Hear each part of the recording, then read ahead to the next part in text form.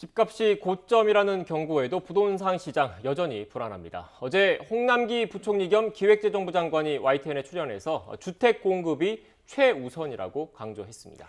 연일 가계대출 조이기로 실수요자들의 한숨은 더 커지고 있습니다. 실수요자들이 안심할 수 있는 추가 대책이 더 나오게 될지 관심이 쏠리고 있습니다.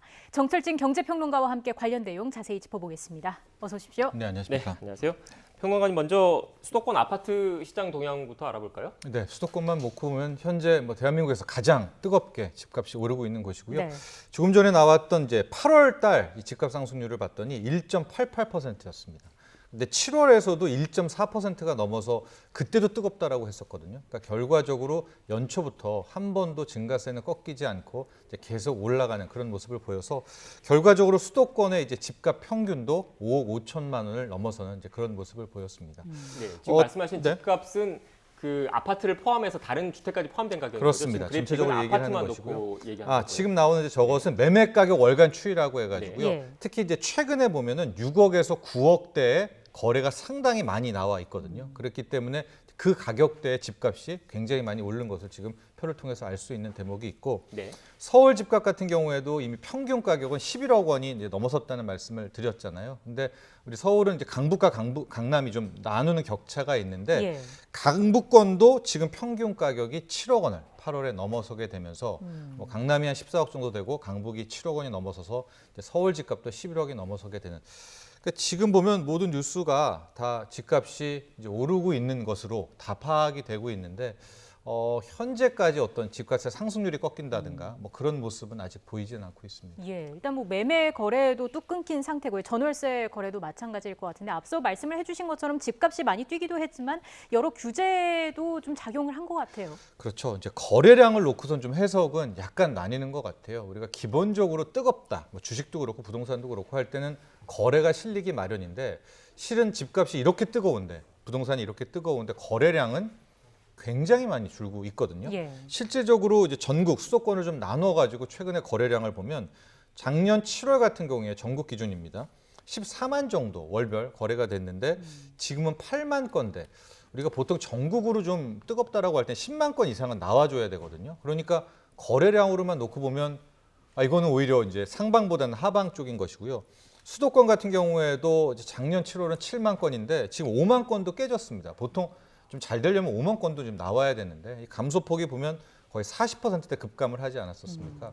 그래서 이걸 두고 일각에서는 이게 혹시 변곡점의 이제 신호가 아니냐라는 분석도 나오고 있는데 현장에 좀 인터뷰를 해보면 매물이 없다, 매물이 없어서 실은 이거 하나 거래할 때도 계속 가격이 높아져서 거래가 되는 것이지 이게 어떤 하향을 위한 거래량의 감소는 아니다라는 또 그런 전언들이 나옵니다. 네, 지금 평론가님께서 말씀을 하셔서 그 부분과 관련해서 추가로 좀 질문을 드리면 이렇게 거래량이 적은 게 오히려 이렇게 보이는 가격 자체를 높게 보이는 착시 효과는 없겠습니까? 그러니까 그 몇몇 건, 그러니까 소수의 이 신고가가 가격을 올리는 그런 효과를 나타내고 또 다른 사람들은 또 집을 팔려는 사람들은 그걸 보고 호가를 더 높이게 되는 거잖아요. 그래서 이런 악순환일 가능성은 없는 건가요? 그럴 가능성이 있죠. 우리가 주식도 또 부동산도 투자의 원론에서 거래가 실리지 않는 가격은 믿지 마라라는 이제 그런 격언과 조언이 있습니다. 그렇기 때문에 이 최근에 어쨌든 거래가 실리지 않았지 않습니까?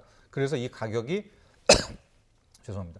과연 대표성이 있느냐에 대한 논란이 함께 나오고 있는 것은 맞는데 막상 이제 시장에 가보면 이제 좀 달라요. 이게 이렇게 거래가 안 되면 오히려 이제 소위 말하는 매수자가 갑이 돼야 되고 네. 집주인인 매도자가 을이 돼야 되는데 막상 해보시면 알겠지만 집주인이 갑중 갑인 상황이거든요. 그렇게 되면 우리가 알고 있었던 이제 거래가 적었을 때 실렸던 그 가격을 믿지 말아라는 이 조언도 현재 집값에 부동산 시장에는 먹히지 않는 것이 아닌가. 이런 쪽의 해석이 더 적합한 쪽인 것 같습니다. 예. 네. 미분양 현황은 어떻습니까?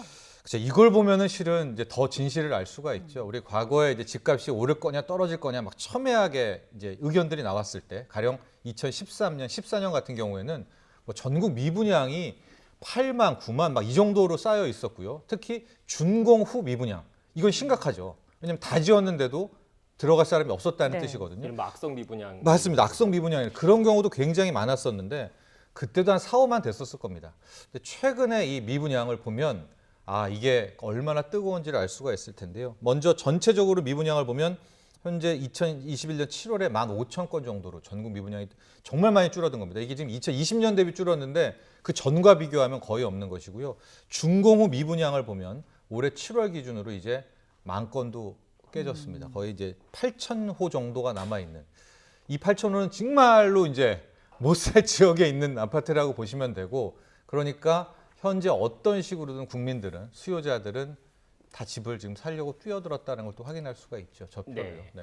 평론가님, 이 분양이라는 게 집을 그 착공을 하고 짓는 데까지 2, 3년 정도의 시차가 그렇습니다. 있기 때문에 네. 지금 최근 그 현 정부 내에서 어떻게 보면 인허가를 내주고 착공을 한 아파트 분양 물량도 앞으로 몇 년간의 그런 주택 시장에도 영향을 주는 거지 않습니까? 어떻게 네. 보십니까? 그렇죠. 이제 그게 바로 정부에서 계속 말하는 이 정도로 공급을 하게 되니까 앞으로 집값의 고점이고 떨어질 수가 있고, 마치 우리가 2010년, 11년, 12년, 13년까지 겪었던 부동산 하향, 안정세, 뭐 부동산 암흑기라고도 표현하는데, 이제 그게 올 수 있다라고 이제 계속해서 경고를 하는 건데요. 예.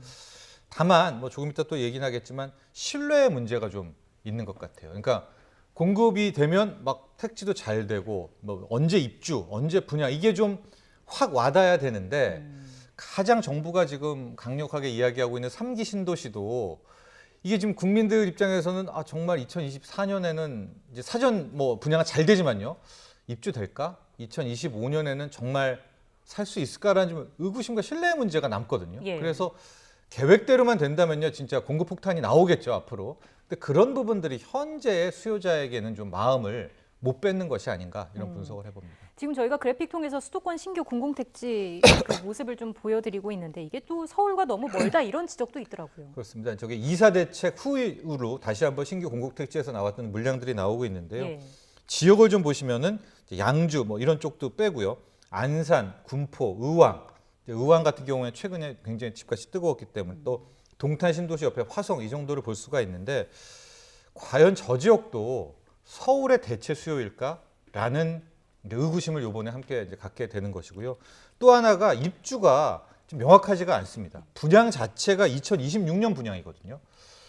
그렇다면 이게 지금 현재 막 패닉바잉 영끌인데 2026년에 분양을 하고 2029년 입주, 그럼 2030년 입주, 그럼 현재 이 수요자들의 마음을 달래기에는 좀 역부족인 측면이 있죠. 네, 지금 앞선 그래픽 다시 한번 좀 보여주시겠습니까? 일단 평론가님께서 지리적인 그런 한계점을 말씀을 해주셨고, 네. 입주 예정 시기에 대해서 또 좀 추측을 해주셨는데, 지금 이렇게 보면 인천 9월, 뭐 의왕, 군포 이렇게 가구 수가 있는데, 네. 이게 실제로 그 주택을 짓는다는 게 아니라 이 정도 주택을 지을 수 있는 택지를 조성하겠다라는 의미인 거잖아요. 네. 그런데 그 택지를 조성하려면 실제 그 소유주들과의 또 합의 절차가 필요한 거고, 이 절차 자체가 또 불확실성이 있는 것 아닙니까? 맞습니다. 그래서 지금 2026년 분양이라고 한 것도 이게 뭐 될지 안 될지에 대한 신뢰 문제가 계속해서 남아 있는 그런 부분이고, 이제 최근은 좀 과거와는 다르게 좀 LH 사건 터지고 나서부터 이 택지 주인들, 택지 소유주들, 지주라고 하죠.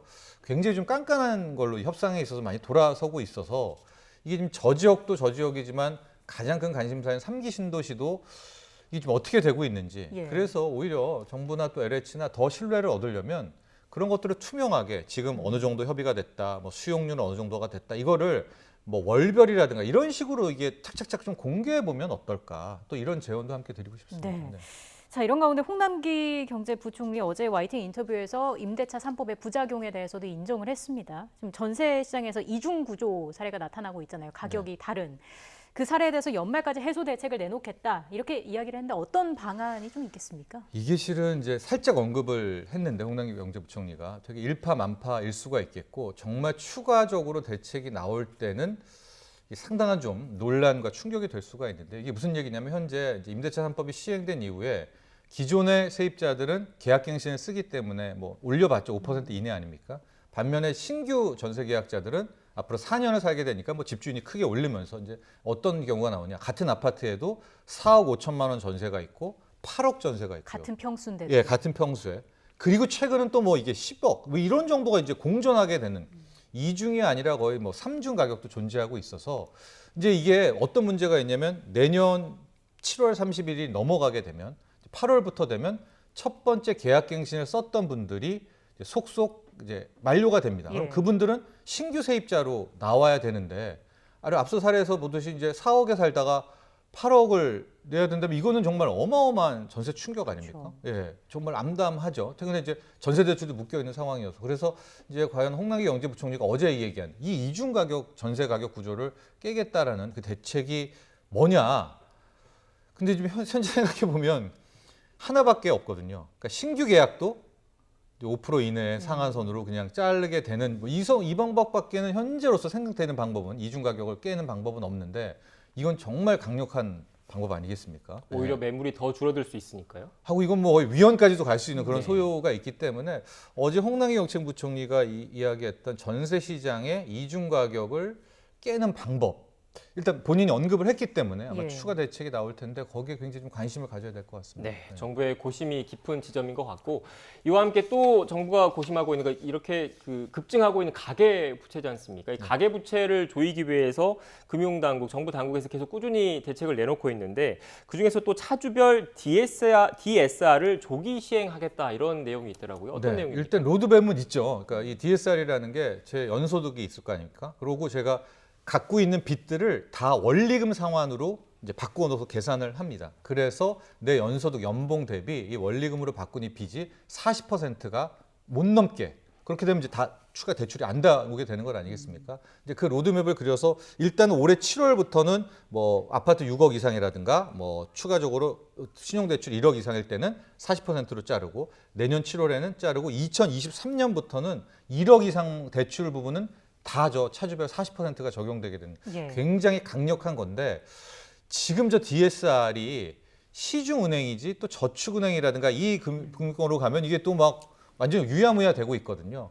그러니까 지금 금융위의 방침을 또 최근에 하는 모습들 막 주택담보대출을 끊거나 막 그런 모습들을 보면 DSR도 이게 굉장히 빠르게 저 로드맵을 앞당길 가능성이 높습니다. 예, 네. 현재로서는요. 지금 이게 어려운 금융 용어라서 시청자 여러분 좀 이해를 돕기 위해서 좀 쉽게 다시 한번 설명을 하면 그동안에 그 시청자 여러분들 일반 시민분들이 익숙한 용어는 뭐 LTV 주택담보 인정 비율이나 DTI DTI 죠. 총부채 네. 상환 비율인 거잖아요. 그런데 기존에 적용했던 DTI 같은 경우에는 주택담보 대출의 원리금에다가 다른 대출의 이자만 계산을 했는데 네. 이 DSR 같은 경우에는 모든 대출의 원금과 이자, 원리금을 계산을 하기 때문에 대출 한도가 더 줄어들 수밖에 없는 효과다 이런 말씀이신 거죠? 그렇죠. 저희가 뭐 신용대출 5천만 원 있다라고 해도 그것도 원리금으로 다 연간으로 계산을 다 바꿔놓는 겁니다. 그래서 LTV가 뭐 한 70%까지 되는 뭐 그분들도 소득이 낮다면 그 LTV에서 허용했던 그 대출액을 다 못 받습니다. 그래서 DSR 같은 경우도 좀 반론이 나오고 있는 것이 이제